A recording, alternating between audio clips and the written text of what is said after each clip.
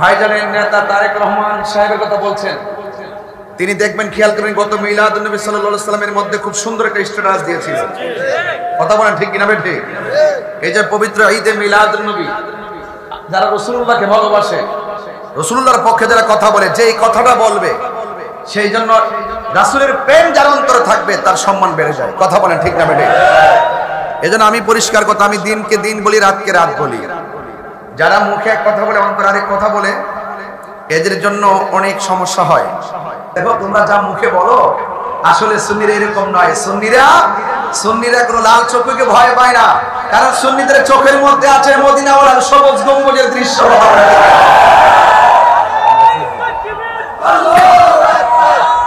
ভাইয়ারা আমার, রাখেন, আপনাদের কাছে অনুরোধ থাকবে, যারা নবীকে ভালোবাসে আমরা তাদেরকে ভালোবাসি, ঠিক কিনা বলেন?